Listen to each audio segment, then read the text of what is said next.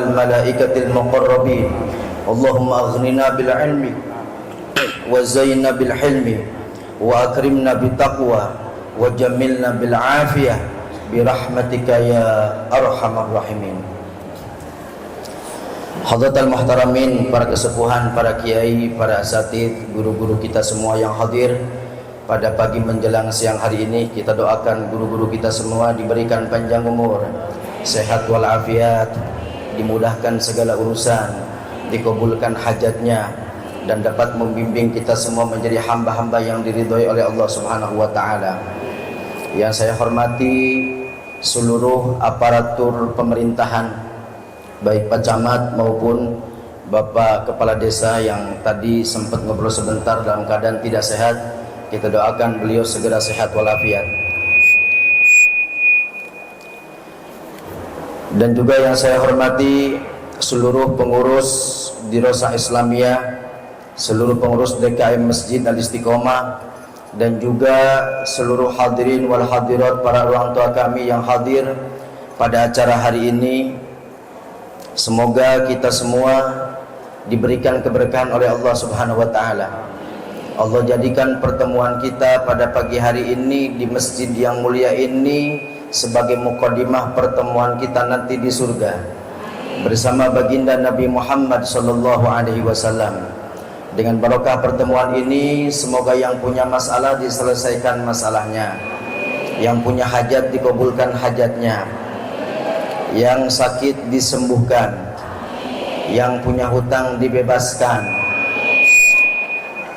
Untung pas Aminah ngahiungnya, tapi siga nama lebih tarik.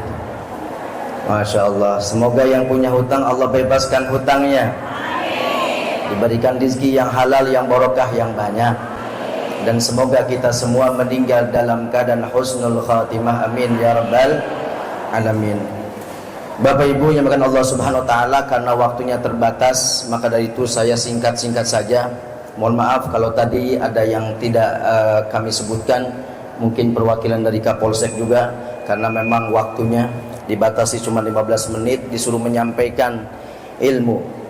Yang mana ilmu ini 15 menit mau mukadimah nabai kita can beres. Masyaallah, sallu ala Nabi Muhammad.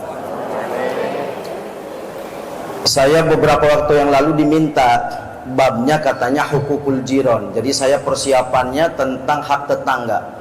Pas kemarin Ustaz Yudi ngebel ke saya, katanya bukan itu babnya Ustaz, bagiannya al-ulfah. Waduh, ini ya sudah. Jadi untungnya cuma sebentar ya gitu. Dan ini saya bingung juga karena ini senior-senior kami, ada Ustaz Asep, udah jam terbangnya luar biasa, Ustaz Yudi, yang lain sebagainya.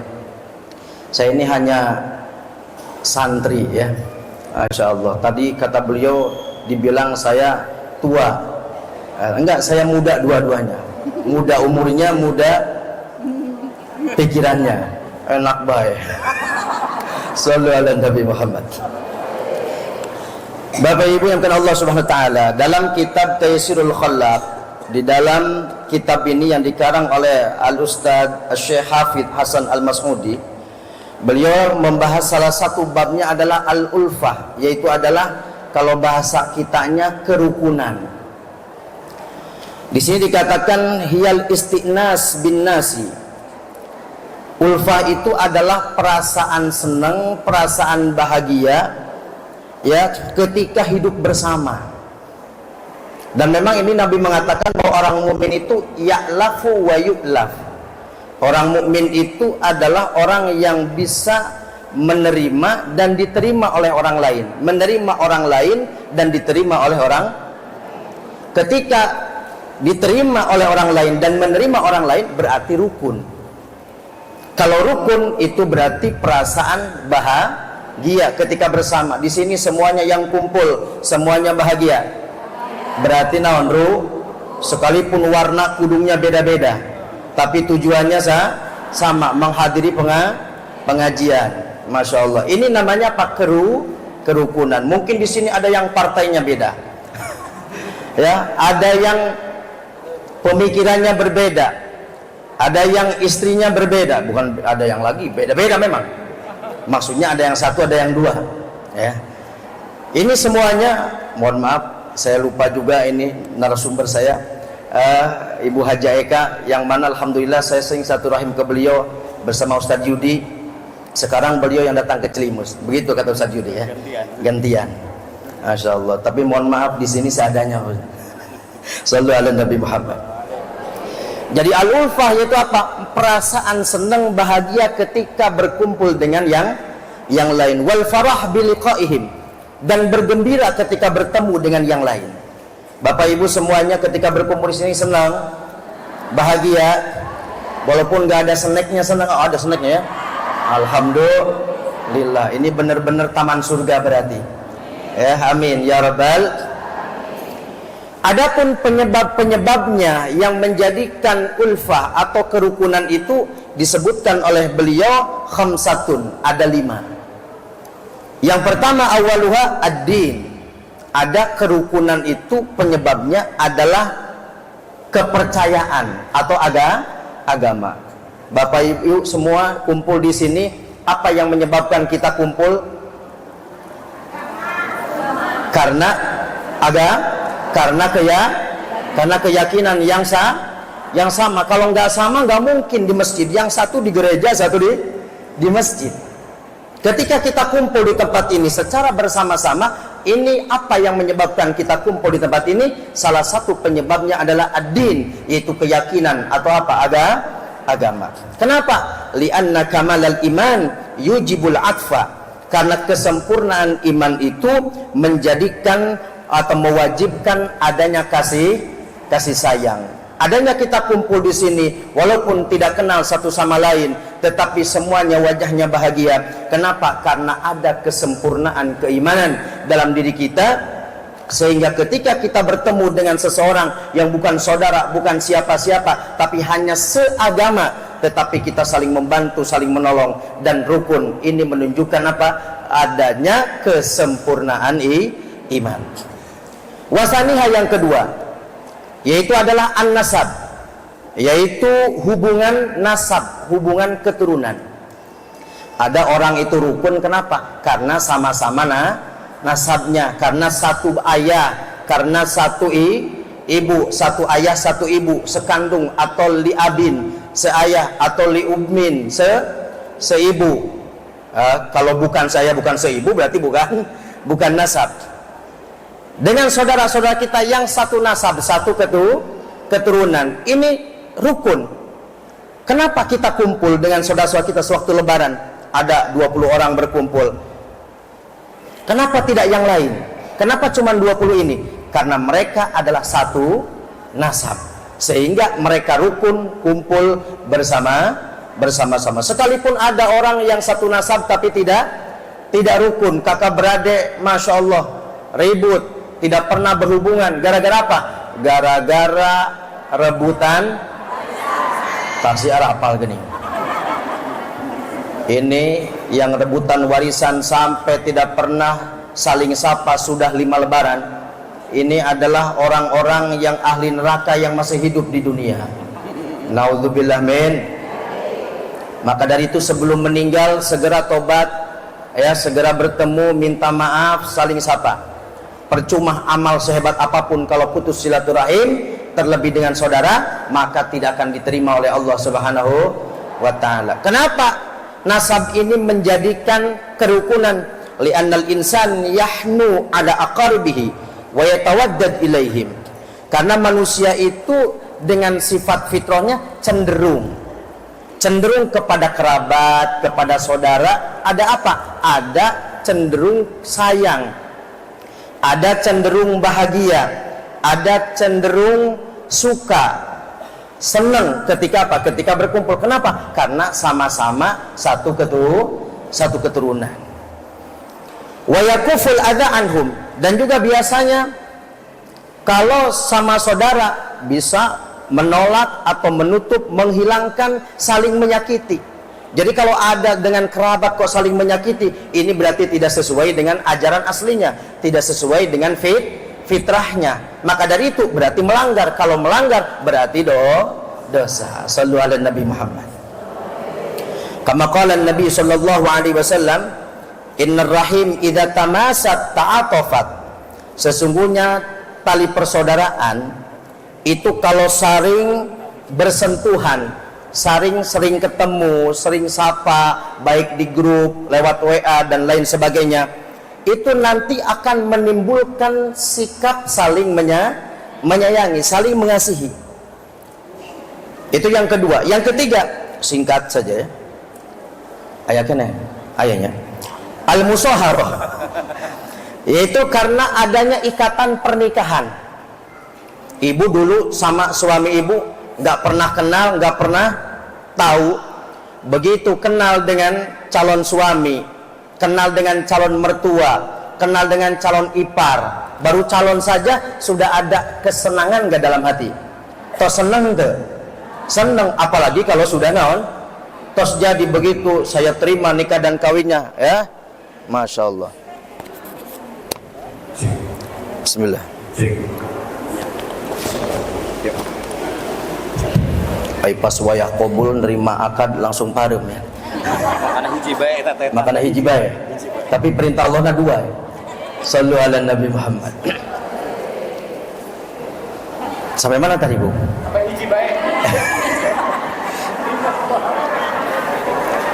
Penyebab kerukunan yang ketiga yaitu adalah al-musaharah, karena sebab ikatan pernikahan. Maka di sini dikatakan li annal insan idza ahabba irsahu ahabba kullaman yantami ilaiha, karena manusia itu kalau senang kepada suaminya atau senang kepada istrinya karena ada ikatan pernikahan, maka akan senang juga kepada orang-orang yang ada kaitannya dengan orang yang kita cintai, yang jadi suami.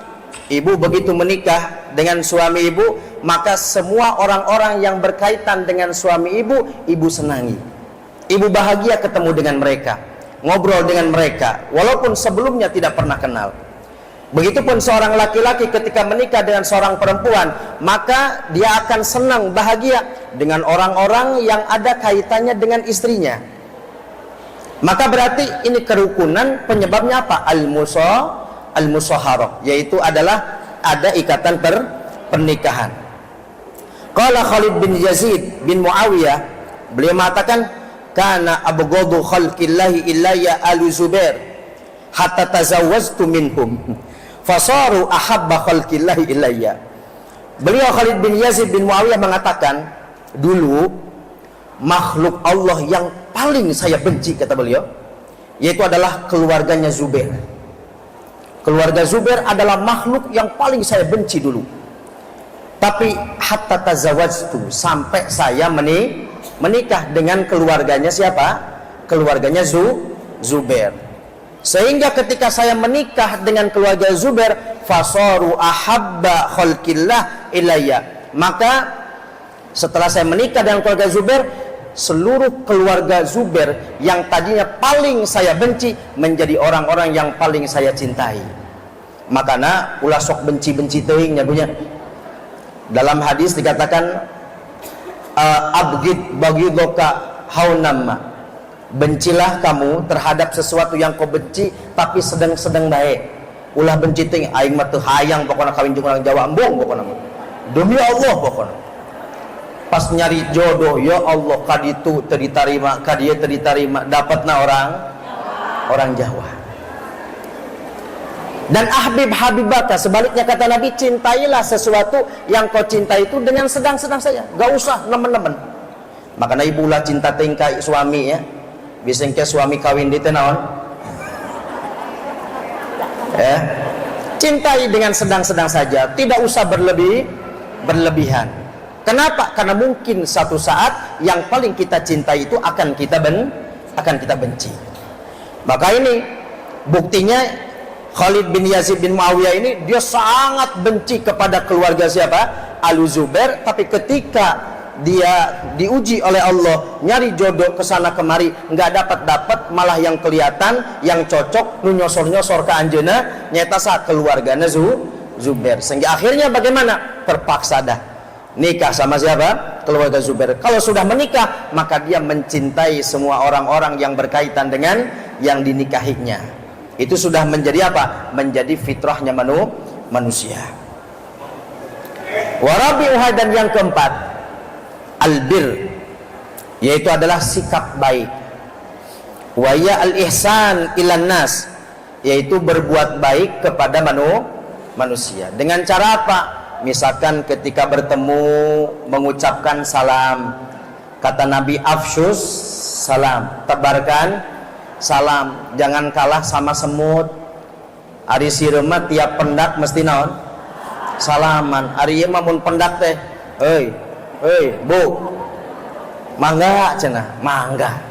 Ucapkan assalamualaikum, semoga salam sejahtera bagimu. Dijawab waalaikumsalam. Kalau kita pengen selamat maka banyak-banyak naon salam. Jangan kalah sama semut. Dengan salam ini maka kita akan banyak saudara. Kita akan dekat dengan mereka-mereka. Siapapun orangnya, ketika ketemu, assalamualaikum, waalaikumsalam. Kalau di Arab begitu. Misalkan yang satu turun tangga, yang satu naik tangga, ketemu di mana? Di tangga tuh ketemunya. Begitu ketemu gimana? Yang satu, assalamualaikum, waalaikumsalam. Begitu masuk kamar, saya dulu waktu di kampus, begitu masuk kamar, assalamualaikum, waalaikumsalam.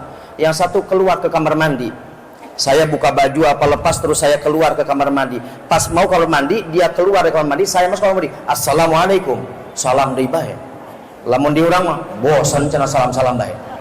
La ilaha illallah. Padahal ini perintah Rasulullah sallallahu alaihi wasallam. Di antara berbuat ihsan, berbuat baik itu adalah mengucapkan salam kepada sesama muslim, silaturahim, membantu anak-anak yatim, membantu orang-orang yang fakir, membantu tetangga, saling kirim hadiah kepada tetangga.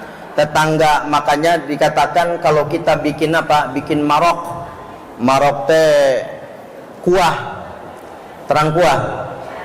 Nah, kata Nabi kalau bikin marok yang banyak, mungkin dagingnya cuma 5 kerut, bari jeung teu sahuapeun, tapi airnya yang banyak. Kirim kemana? Ke tetangga. Ya. Ulah padu bauna bae. Tetangga padu ngambeun naon? Bauna bae, enggak kebagian. Ya, sallu ala Nabi Muhammad. Al-ihsan ilan nas, berbuat baik kepada manusia. Apalagi kalau bisa lebih hebat lagi, berbaik al-ihsan ilal musi, berbuat baik kepada orang yang berbuat jelek kepada kita. Ini yang sulit.